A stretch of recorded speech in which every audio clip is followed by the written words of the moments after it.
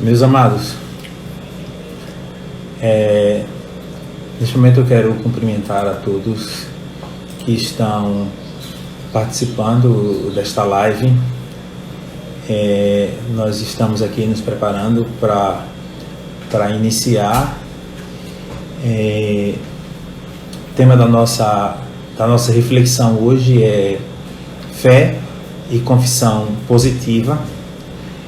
Nosso objetivo é refletir sobre este assunto, principalmente nesse momento em que nós estamos aqui vivendo, não somente na nossa cidade, mas no mundo todo. Nós estamos vivendo um momento de crise e, mais do que nunca, é o momento de nós exercitarmos a fé, porque é justamente no momento das crises que Deus nos dá a oportunidade para exercitarmos a fé. Então nós vamos fazer um comparativo entre a fé à luz da Bíblia e a confissão positiva, que é uma teoria, melhor, é parte da teologia da prosperidade, o que é pregado em muitas igrejas hoje, que nós consideramos uma verdadeira deturpação da fé à luz da Bíblia. Vamos inicialmente ver o que a Bíblia diz, qual é o conceito bíblico de fé, que está em Hebreus, no capítulo 11, versículo 1, que diz assim: Ora, a fé é o firme fundamento das coisas que se esperam e a prova daquilo que não se vê. Então, esse é o conceito bíblico de fé. Inicialmente, eu gostaria de falar um pouco sobre essas falsas doutrinas que surgem na atualidade, e vamos ver o que é que a Bíblia diz sobre essas falsas doutrinas. E nós consideramos o pensamento positivo ou a confissão positiva como uma falsa doutrina. Vejamos o que nos diz 2 Pedro, versículo 2, 1-3. Diz assim: E também houve entre o povo falsos profetas, como entre vós haverá também falsos doutores, que introduzirão encobertamente heresias de perdição, e negarão o Senhor que os resgatou, trazendo sobre si mesmos repentina perdição. E muitos seguirão as suas dissoluções, pelos quais será blasfemado o caminho da verdade. E a avareza vos levará com que eles façam de vocês negócio com palavras fingidas, sobre os quais já de largo tempo não será tardia a sentença e a sua perdição. Vejamos o que nos diz também Jesus em Mateus, no capítulo 7, versículo 1-3. Diz assim, capítulo 7, versículo 13-15. Diz assim: Entrai pela porta estreita, porque larga é a porta e espaçoso o caminho que conduz à perdição, e muitos são os que entram por ela. E porque estreita é a porta e apertado o caminho que leva à vida, e poucos que a encontram. Acautelai-vos, porém, dos falsos profetas, que vêm até vós vestidos como ovelhas, mas interiormente são lobos devoradores. Bom, inicialmente, deixe eu conceituar para vocês, já que eu conceituei o que é fé à luz da Bíblia, deixe-me eu conceituar o que é a confissão positiva, para que a gente possa fazer um paralelo e a gente ver o que é que a Bíblia diz sobre esse assunto. A confissão positiva é uma prática de algumas igrejas neopentecostais que para conseguir bênçãos, eles ensinam para que as pessoas devem confessar e afirmar aquilo que quer. E uma vez confessando aquilo que ele quer, ele consegue ter. Então, ou seja, ele faz uma afirmação positiva, ele confessa: eu tenho isso. E ele continua repetindo isso: eu tenho isso, eu quero isso, e ele vai conseguir. E a Bíblia não ensina nada sobre a confissão positiva. Nós vemos que, inclusive, um pregador que é muito conhecido Na atualidade, o Po Yung Shu diz que quando nós devemos pedir a Deus alguma coisa, nós devemos pedir exatamente e afirmar: olha Deus, se eu estou pedindo uma bicicleta, eu quero uma bicicleta de tal forma, de tal cor, eu quero uma bicicleta vermelha, entendeu? E Deus vai dar exatamente como eu afirmei, porque eu confessei exatamente o que é que eu quero. Mas eu quero dizer o seguinte, que a confissão positiva, ela vai de encontro ao que nos ensina a palavra de Deus, principalmente no que Jesus disse quando ele ensinou seus discípulos a orar.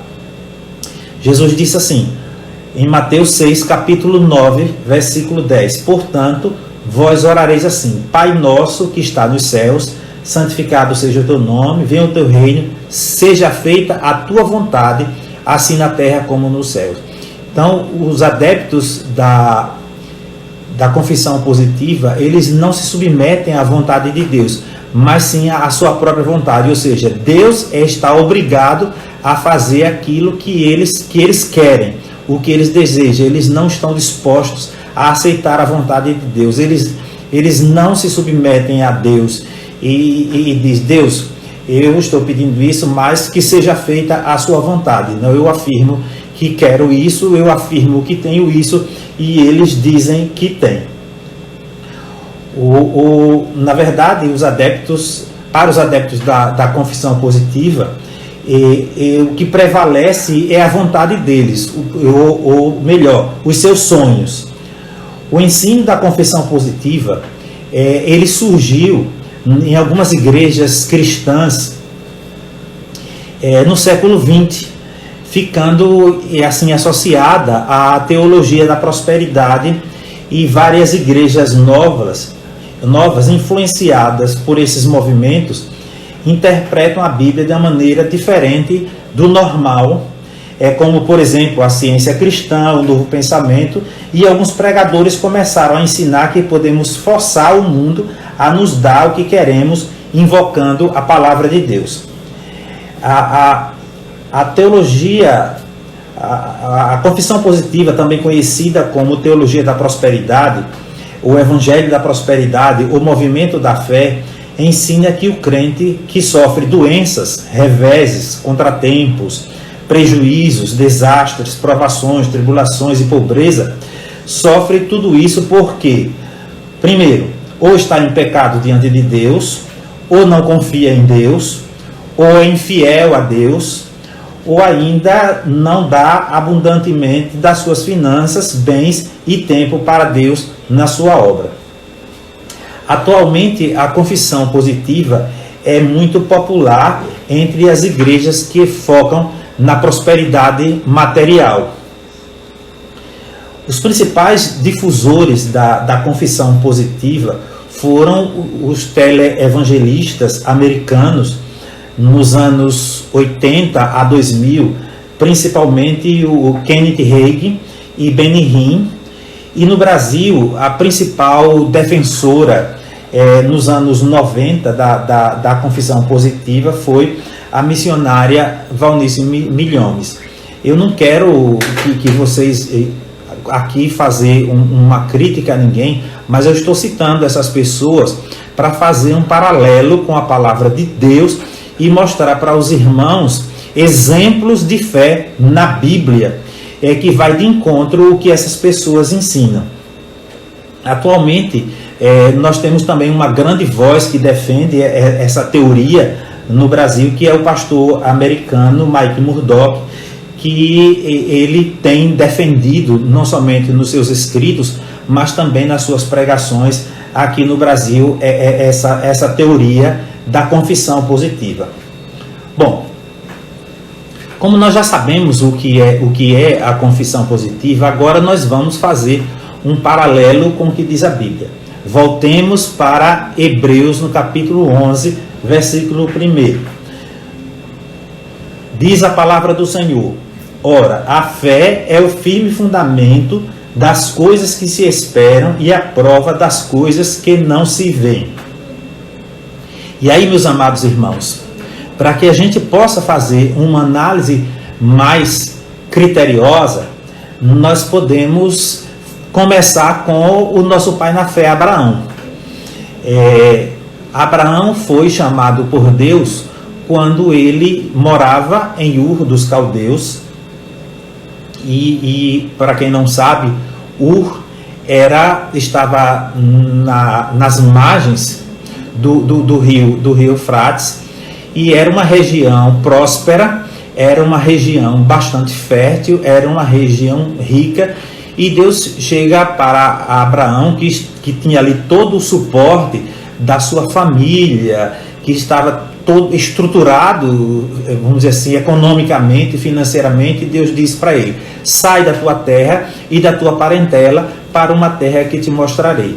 E aí vai de encontro justamente a ideia da confissão positiva, que diz: eu sonho, eu acredito nos meus sonhos, porque jamais alguém sonharia sair de um lugar onde eu estou muito bem estruturado, onde eu tenho todo o apoio dos meus amigos, da minha família, para viver como peregrino numa terra semiárida, distante de todos, como aconteceu com Abraão. Mas Abraão fez isso em obediência a Deus, porque a fé exige obediência, e aí ele foi em obediência a Deus e morou como peregrino na terra de Canaã. Nós vemos que em um outro momento Deus também começa a colocar a fé, a provar a fé de Abraão. Deus prometeu a Abraão um filho, e Abraão esperou esse filho durante 25 anos, e depois que Deus deu a esse filho, ele já tinha quase 100 anos de idade, e quando Isaac já era um jovenzinho, Deus chega para Abraão e diz assim: Abraão, agora toma o teu filho Isaac e me oferece em holocausto, no lugar que eu vou te mostrar. E aí nós vemos que Abraão toma tudo que ele precisava para oferecer um sacrifício, toma o seu filho e vai oferecer o sacrifício, sacrificar o seu filho. Na verdade, ele ia oferecer o seu filho em sacrifício em obediência à palavra do Senhor, porque quando a fé, nós obedecemos a Deus. A fé não nos permite que prevaleça a nossa própria vontade, mas sim a vontade do Senhor. E nós vemos que Abraão foi e caminhou por 3 dias para oferecer o seu filho, e já chegando próximo, mais uma vez a sua fé é desafiada, quando o seu filho pergunta: meu pai, e o fogo e a lenha que para o holocausto nós estamos trazendo, e cadê o cordeiro? E aí ele responde para o seu filho: meu filho, Deus proverá para si o cordeiro. E nós vemos que chegando no lugar determinado, lá no Monte Moriá, ele constrói o altar, coloca a lenha, amarra o seu filho, e no momento que ele toma o cutelo, a foice, como nós conhecemos, para imolar o seu filho, para sacrificar o seu filho, o anjo do Senhor grita do céu e diz: Abraão, Abraão, não faça isso, porque agora eu sei que você teme a Deus. E aí Deus faz promessas grandiosas pela fidelidade, porque a fé exige de nós também fidelidade a Deus. E Abraão demonstrou não somente fé, mas Abraão demonstrou fidelidade, Abraão demonstrou compromisso com Deus. Embora naquele momento ele ia sofrer uma perda, mas em obediência a Deus, ele estava disposto a sacrificar o seu filho, e Deus não deixou ele sacrificar o filho, porque Deus viu que ele tinha disposição para sofrer aquela grande perda em obediência ao Senhor. Ele podia questionar: mas Deus, tu não me permitiu, ou não me disse que ia me dar um filho e que ia me transformar numa grande nação, e como que agora está mandando eu sacrificar o meu filho? Não, ele não questionou Deus, porque quando nós temos fé no Senhor, nós não questionamos a Deus, nós simplesmente obedecemos ao Senhor e sabemos que Deus pode todas as coisas. Nós cremos que Deus pode. O que nos diz Hebreus: a fé é o firme fundamento das coisas que se espera e a prova daquilo que nós não vemos. Tem uma outra tradução que diz que é a certeza daquilo que nós não vemos. Bom, outro exemplo de fé, para que a gente vê que aí cai por terra essa tese da confissão positiva, é o chamado de Moisés. Em Hebreus, no capítulo 11, versículo 4, no versículo 11, capítulo 11, desculpe, versículo 24 a 27, que diz assim: pela fé, Moisés, sendo já grande, recusou ser chamado filho da filha de Faraó, escolhendo antes ser maltratado com o povo de Deus, do que por um pouco de tempo ter o gozo do pecado, tendo por maiores riquezas o vitupério de Cristo do que os tesouros do Egito, porque tinha em vista a recompensa. Pela fé deixou o Egito, não temendo a ira do rei, porque ficou firme, vendo o que era invisível. Então, nós vemos que se Moisés acreditasse, fosse apenas exigir que Deus realizasse a sua vontade, realizasse os seus sonhos, jamais ele deixaria de ser filho da filha de Faraó para ir sofrer com seus irmãos. Jamais ele deixaria o Egito para ir sofrer com o povo de Deus. Mas porque ele confiava no Senhor, ele estava vislumbrando o eterno, porque os adeptos da confissão positiva, eles estão muito mais preocupados com o aqui e agora, o hoje, o presente, o que é efêmero. Mas aqueles que têm fé, eles confiam no Senhor e eles estão muito mais preocupados com aquilo que é eterno, com aquilo que é permanente, com as promessas de Deus. Então, nós como povo de Deus, nós precisamos crer nas promessas do Senhor. E crer nas promessas do Senhor é extremamente diferente. Pensem nisso, é muito diferente de acreditar nos sonhos.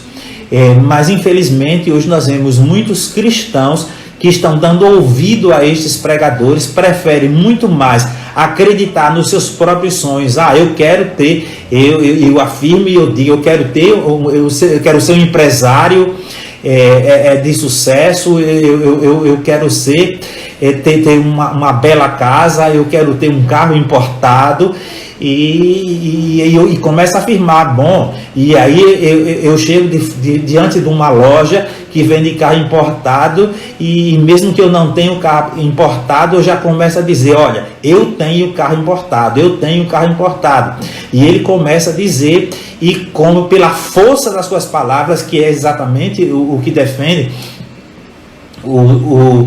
os pregadores da confissão positiva, você vai conseguir ter o carro importado. Ou então você não tem recursos e você começa a declarar, eu sou um empresário de sucesso, eu sou um homem bem sucedido, e você fatalmente vai ser um empresário muito bem sucedido, porque você declarou e as suas palavras têm poder. É claro que a Bíblia diz que nossas palavras têm poder, mas não é neste sentido que a Bíblia diz que as nossas palavras têm poder.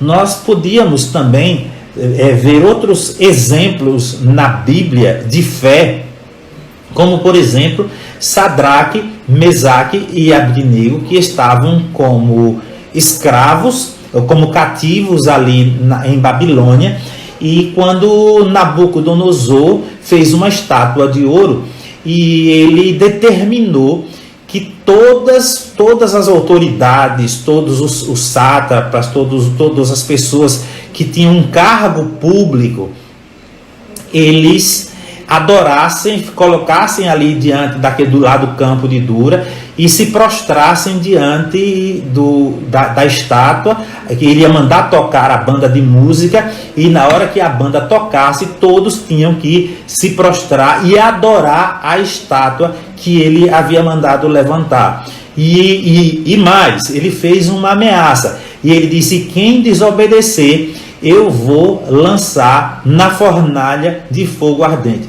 E Sadraque, Mesaque e Abdenego, que criam no Senhor, que confiavam no Deus deles, a quem ele servia, eles se recusaram a adorar aquela estátua, e é claro que os seus inimigos logo correram para o rei e disseram: olha, aqueles rapazes que tu trouxeste lá como cativo lá, entendeu?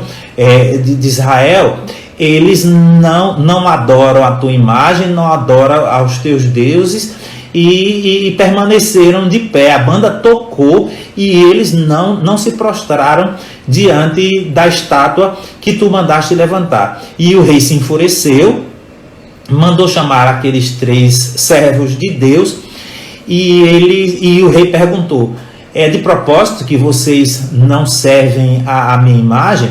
E nas suas palavras, se a gente lê lá o livro em Daniel, no capítulo 3, a gente vai ver que ele é como que dando uma oportunidade, e dizendo assim: olha, eu vou dar uma oportunidade a vocês, eu vou mandar tocar a banda de música de novo, para que vocês tenham a oportunidade de se prostrarem e adorar a imagem que eu levantei. E se vocês não fizerem, eu quero saber quem é o Deus que vai poder livrar vocês da minha mão. Ou seja, ele diz: eu sou o rei de Babilônia, eu sou o Todo-Poderoso, e eu quero ver quem é o Deus que pode livrar vocês da fornalha de fogo ardente.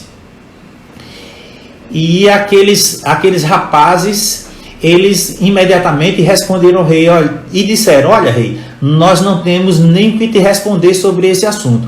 O Deus a quem nós servimos, ele pode nos livrar. Fique sabendo, rei, que o Deus a quem nós servimos, ele pode sim nos livrar da fornalha de fogo ardente. Agora, tem uma coisa: se ele não quiser nos livrar, nem assim nós vamos adorar a imagem que tu mandaste levantar. Ou seja, nós vamos permanecer fiéis ao Senhor. Ou seja, a fé nos leva a ser fiéis ao Senhor. Se Deus fizer, nós continuamos confiando no Senhor. Se Deus não fizer, nós continuamos confiando no Senhor. Há uma canção, inclusive, que diz, né? Se Deus fizer, ele é Deus, e se não fizer, ele continua sendo Deus. Na verdade, é exatamente isso. Deus continua sendo Deus, fazendo ele ou não. Nós cremos que ele pode, mas acontece que não é nem sempre, mesmo podendo, nem sempre ele quer fazer. E nós vemos que nesse episódio, Deus não queria livrar os seus servos, que foram fiéis a eles, que confiaram nele, da fornalha de fogo ardente. E aí o rei se enfureceu e mandou aquecer a fornalha 7 vezes mais, chamou os homens mais fortes da fornalha, do seu exército, para jogar aqueles homens, mandou amarrar aqueles homens inofensivos que não estavam dispostos a lutar com ninguém. Eles estavam apenas confiando no Senhor, eles decidiram obedecer a Deus, eles não estavam dispostos a fugir, nem a travar luta com ninguém. Mas aquele rei ficou insano pela resposta que recebeu, e mandou chamar os homens mais fortes do seu exército, e mandou aquecer 7 vezes mais, e mandou que aqueles homens jogassem aqueles 3 servos de Deus dentro daquela fornalha ardente. E aqueles 3 homens foram jogados dentro da fornalha de fogo ardente. Mas uma coisa aconteceu. Depois o rei foi lá verificar se eles já tinham virado cinza, porque na verdade ele mandou aquecer, em poucos instantes eles iam virar cinza. E ele percebeu que aqueles 3 homens estavam caminhando como se estivessem numa praça, caminhando dentro da fornalha de fogo, e eles viam uma 4ª pessoa que estava caminhando com eles. E aí ele, inclusive, ficou confuso e chamou os seus conselheiros e perguntou. E disseram, não foram 3 os homens que nós colocamos? E eles disseram, sim, foram 3, mas eu vejo 4. Ou seja, e uma semelhante aos filhos dos deuses. Então, ali ficou a prova de que Deus não queria livrá-los da fornalha de fogo, mas Deus entrou com eles na fornalha de fogo e deu um grande livramento e provou para Nabucodonosor que ele é Deus Todo-Poderoso e que ele pode sim livrar os seus servos da fornalha de fogo. Nós temos também o outro exemplo, que é o exemplo de Daniel. Daniel foi quando o rei Dario foi convencido a assinar um decreto proibindo oração durante um mês. E Daniel tinha o costume de orar 3 vezes por dia ao seu Deus. E como os seus inimigos sabiam que não podiam encontrar falha em Daniel e estavam realmente enciumados com Daniel, disseram, nós não vamos encontrar falha nele se nós não apelarmos para o Deus dele. Ele não desobedece, ele é fiel a Deus, ele não vai desobedecer ao Deus dele. Eles sabiam tanto e que eles disseram, se nós fizermos esse decreto, ele vai desobedecer o decreto, porque ele não desobedece ao seu Deus. E foi exatamente isso que aconteceu. Ele continuou orando 3 vezes ao dia ao seu Deus, como ele fazia antes. O propósito de Daniel ali não era desafiar o rei. O propósito de Daniel não era desafiar o decreto do rei. O propósito de Daniel era tão somente continuar fiel ao Deus a quem ele servia. E nós vemos que os seus inimigos foram dizer ao rei que Daniel continuava orando 3 vezes por dia, e o rei manda chamar a Daniel, e naquele momento o rei inclusive percebeu que os seus inimigos tinham armado uma cilada contra Daniel, e como ele amava muito a Daniel, ele tentou livrar, mas os inimigos de Daniel disseram, olha, é lei dos medos e dos persas que não pode ser revogada. Então Daniel, ele disse, olha, Daniel, infelizmente eu vou ter que colocar você na fornalha de fogo ardente, porque eu preciso cumprir a lei dos medos e dos persas, e essa lei ela não pode ser revogada. E nós vemos que ele disse para Daniel, olha Daniel, o Deus a quem tu serves, ele poderá te livrar. E aí mandou colocar Daniel lá na cova dos leões famintos, e o rei passou a noite em claro, não quis ouvir música, não quis comer, ficou inquieto, não dormiu. De manhã cedo ele foi lá na fornalha e chegou lá, chamou a Daniel e disse, Daniel, por acaso Deus te livrou da boca dos leões? E Daniel diz, olha rei, eu não desobedeci, eu não pequei contra o meu Deus e nem pequei contra ti, por isso Deus mandou o anjo e tapou a boca dos leões. E nós vemos que naquele momento o rei mandou tirar Daniel da cova dos leões e mandou jogar todos aqueles que foram acusá-lo, não somente eles, mas as suas mulheres e os seus filhos, mandou jogar todos dentro da cova dos leões. E a Bíblia diz que eles sequer chegaram ao fundo da cova dos leões, eles foram agarrados na cova dos leões, nos ares, e foram estraçalhados pelos leões, e foram completamente destruídos, despedaçados. E ali o povo reconheceu, e inclusive o rei reconheceu, que Deus é Deus, Deus é Deus Todo-Poderoso. E quando nós confiamos no Senhor, o nosso propósito não é impor a Deus os nossos sonhos, como defende a confissão positiva, colocar Deus contra a parede. Olha, Deus, tu tens que fazer isso porque eu quero isso, eu estou determinando isso e eu vou ter isso e pronto. Não. E ele não se submete à vontade de Deus. Ou seja, os defensores da confissão positiva, eles fazem uma espécie de chantagem com Deus. E Deus não se submete à chantagem humana. Deus, ele é poderoso. Deus, ele é o Senhor nos céus e na terra, e ele jamais vai se submeter à chantagem humana, porque ele é simplesmente Deus Todo-Poderoso. Bom, eu gostaria de finalizar essa nossa reflexão trazendo para vocês o que nos diz o apóstolo São Paulo a respeito da fé, mostrando que a confissão positiva não tem nenhuma base bíblica, é uma teoria daqueles que estão muito mais preocupados consigo mesmo e estão arrastando muita gente, porque a teologia da prosperidade tem como objetivo enriquecer a esses pregadores. Eles estão muito mais preocupados com o seu próprio bolso do que com a salvação das almas. Eles estão preocupados com a sua própria glória do que com a glória de Deus.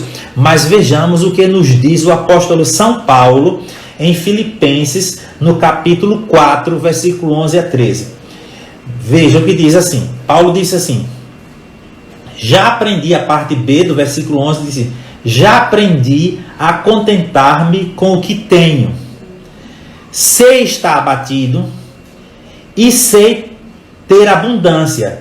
Em toda maneira e em todas as coisas estou instruído, tanto a ter fartura como a ter fome, tanto a ter abundância como a padecer necessidade.